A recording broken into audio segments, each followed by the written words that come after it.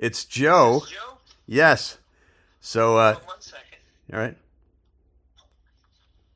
I was just getting ready to call you. Oh, well, thank you. We are. So, I wanted to ask you about one of my favorite albums of all time.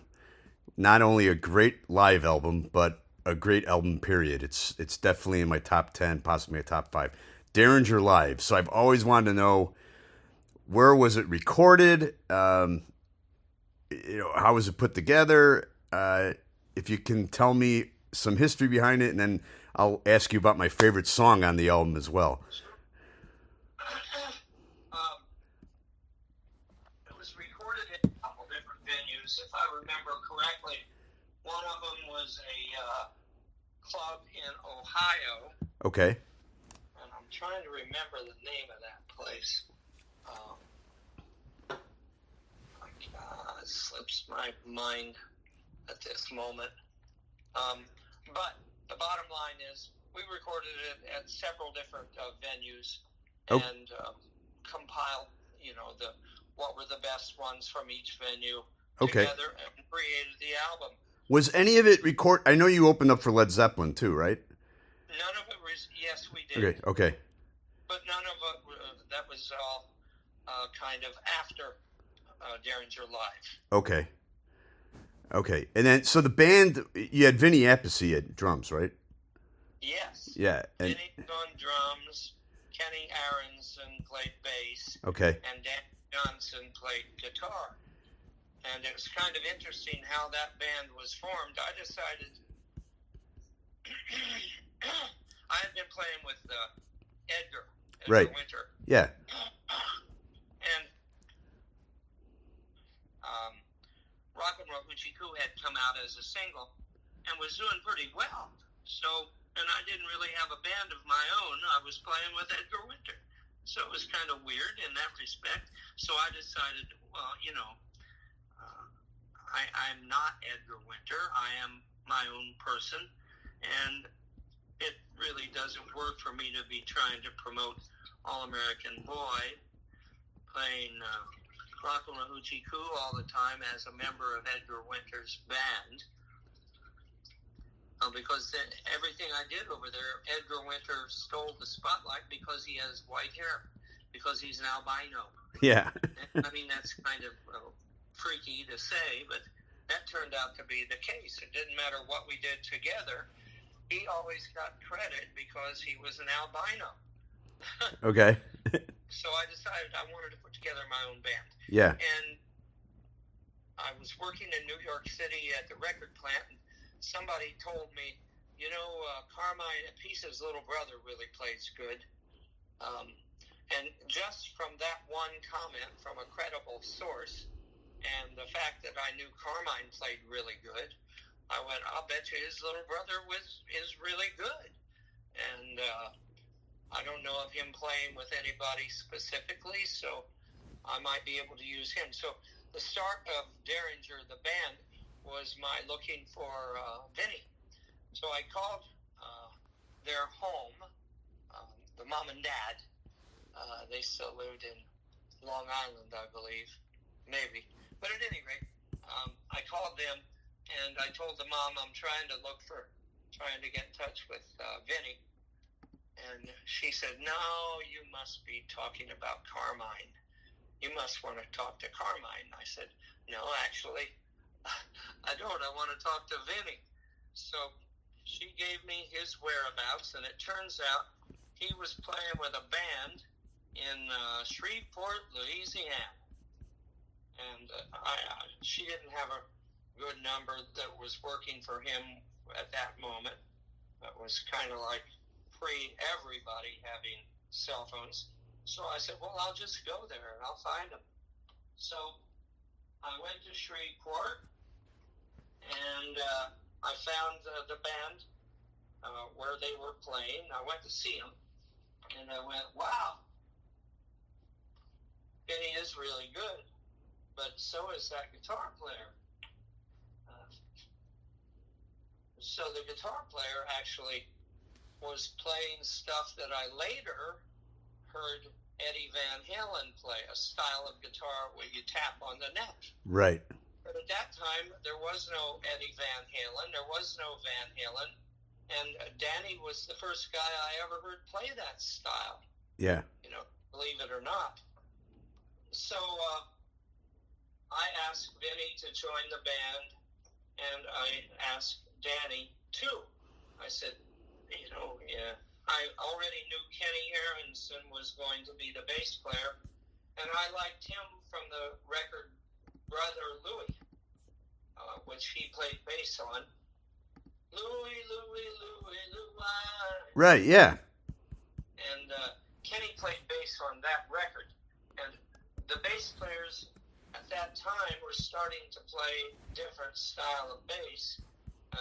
And Kenny actually still played like a real old school bass player, played with his fingers and the style, like you can hear him on Louie Louie. Yeah. Brother Louie. Yeah. So I talked to Kenny and he was in.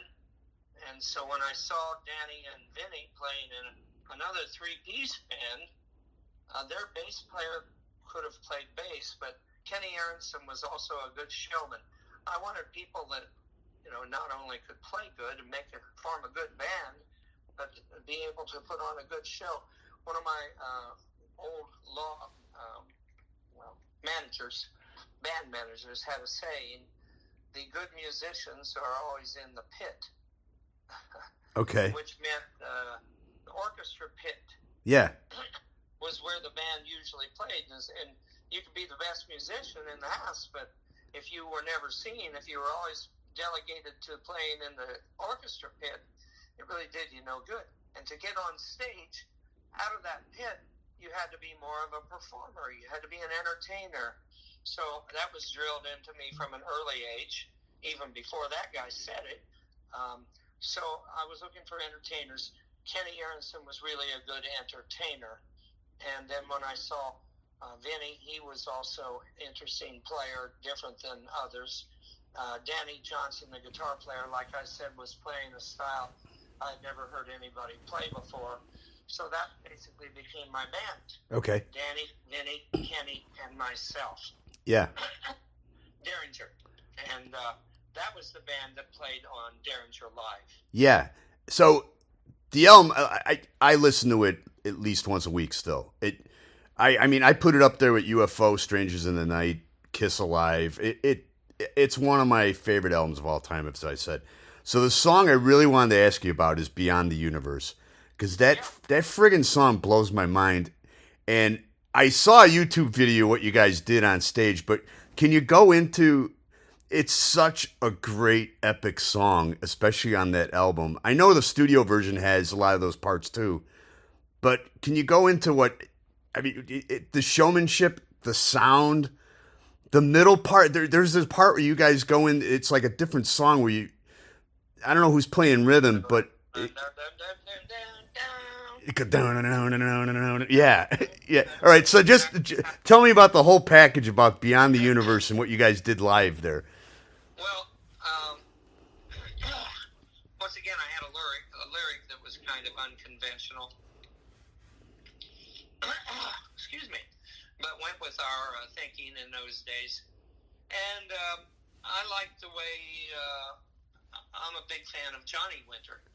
And Johnny would do things where he would sing and play unison melody with the singing part. So I had that in mind. And then I had that guitar riff in mind. Yeah.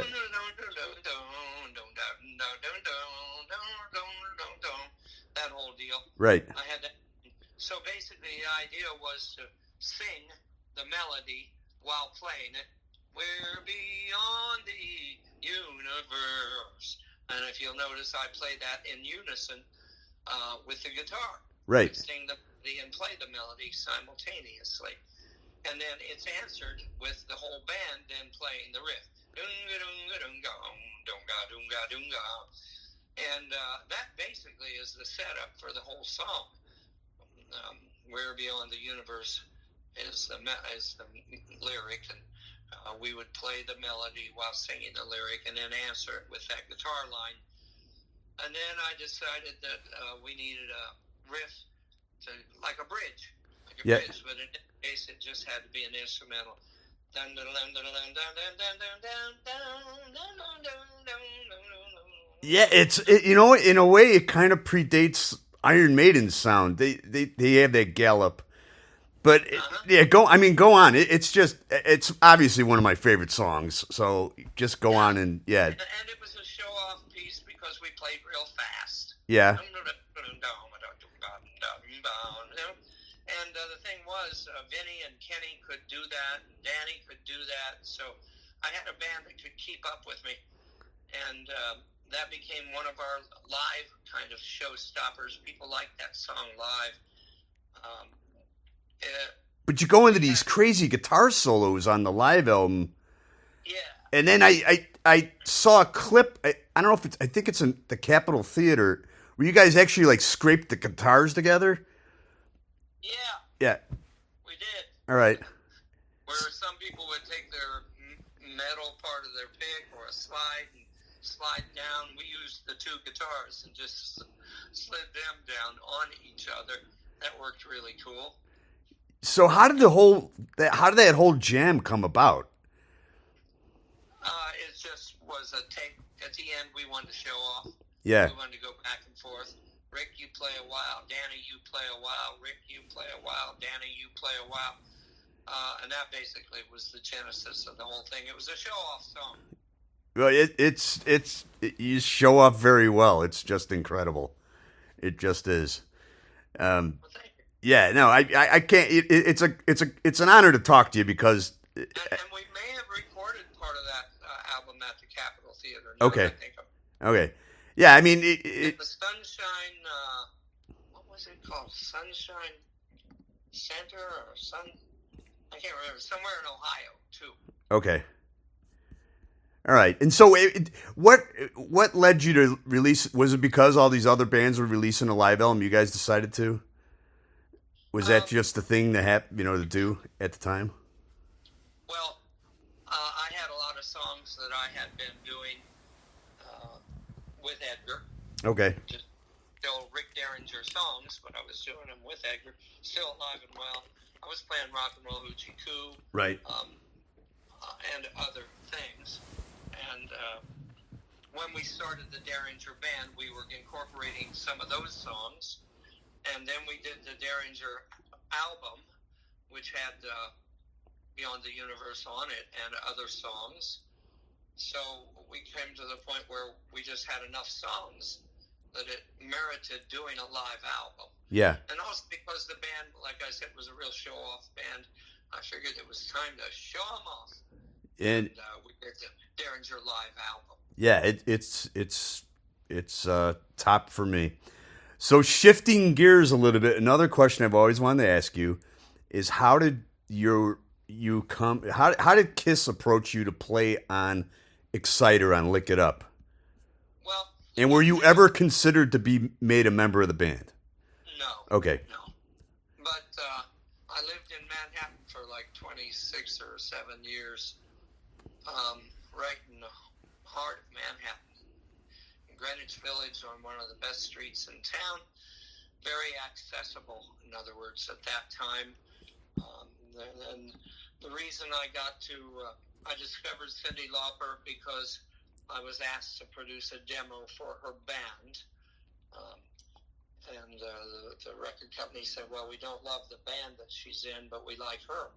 So they ended up signing her. So in essence, I helped her create her solo career. Same with Steely Dan. I was called up by their producer, Katz. What's his name? I can't remember now offhand. But he asked me to play on a demo for Donald Fagen. That demo, which I said great, and that demo became the tool that was used to create the band, Steely Dan. So then I was in kind of already with Steely Dan because of that.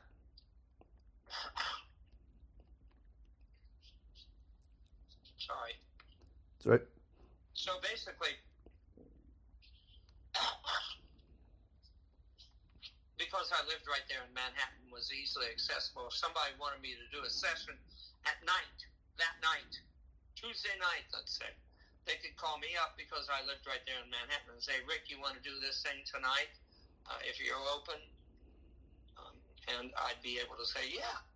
So I'd come up and play with Steely Dan or play with whoever it was. Yeah. Cyndi Lauper. In this case, it became Kiss. I met all the guys. They opened for us when I was playing in Johnny Winter's band. When I was playing with Johnny Winter, and they opened for us several times before people knew. I don't think they had a record deal yet, even. Okay. So I knew all the guys, and knew pretty much that Gene Simmons was pretty much the leader of the band. So he would call me occasionally, not a lot, but on a couple times. And the story was simply, he'd say, hey, Rick, what's his name, the guitar player? Well, at the time it was Vinny, right? Vinny Vincent?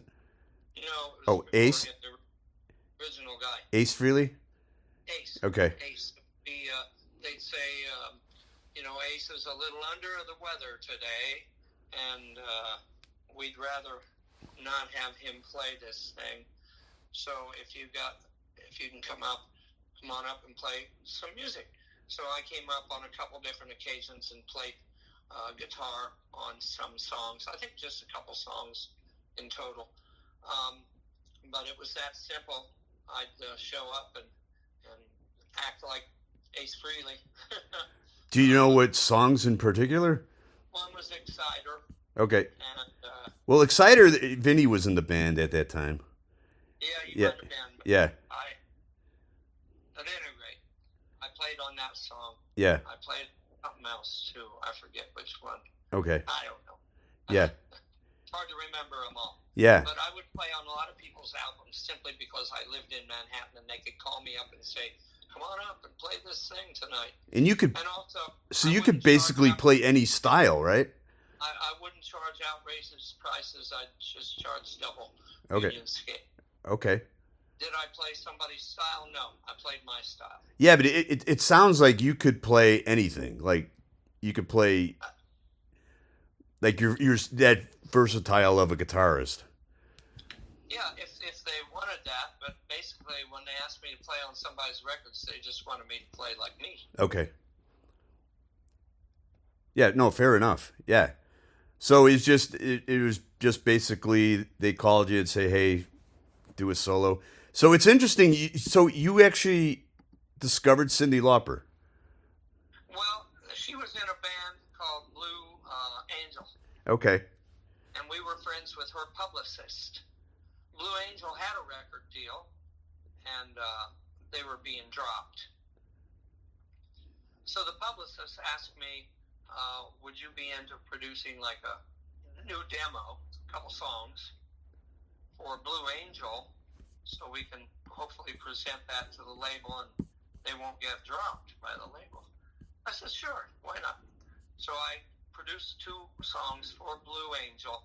They were presented to the record company, and the record company's response was, no, we really still don't like the band, but we love that singer, and we think we'd like to sign her to a record deal. In the end, that was Cyndi Lauper, and that's how she got her record deal. So in essence, I can't say I discovered Cyndi Lauper, but in some way I did. I produced the demos for Blue Angel, and then that's how she got her record deal. Did her Same way for Steely Dan, I was asked to come up and play for demos for Donald Fagen, who was at that time the piano player for, I think, Jay and the Americans or something like that. Right. And I said, sure, I'd love to play on his. There was no Steely Dan, so just would you play on this guy's demo?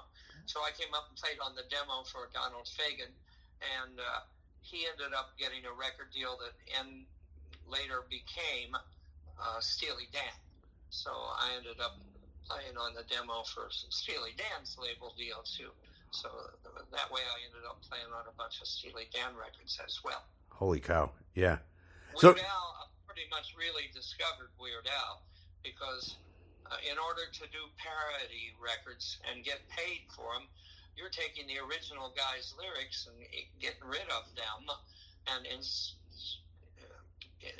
sticking your own on there, and then you'd like to get half of the record royalty because now it's a new lyric. You're not, the old guy's lyric is gone. Yeah. So to get permission to do that, you have to go to the original writer and tell him your idea and play it for him and ask permission. So in this case, he was working as a guest artist on the Dr. Demento radio show, and he had the idea that one of the songs he wanted to do was, which was the first one? I think it was Ricky. Oh, what's that song? Rock and Roll. His first hit, you're saying? Yeah, Rock and Roll, but it's not Rock and Roll. Yeah, I'm trying. I can't even remember my own records. You won a Grammy with him, right? Box, baby, I love rock and roll. But I wanted to do I Love Rocky Road. Right, okay, yeah. My manager at that time was a co-writer of I Love Rocky Road, so Weird Al's manager came by and asked my manager if he could do that, if he could get some of the coinage from releasing a single of I Love Rocky Road. My manager called me up and said, check this song out, see what you think. I came in and listened to it, and I said, does this guy... My parents had always been fans of parody kind of records, even when I was a little kid.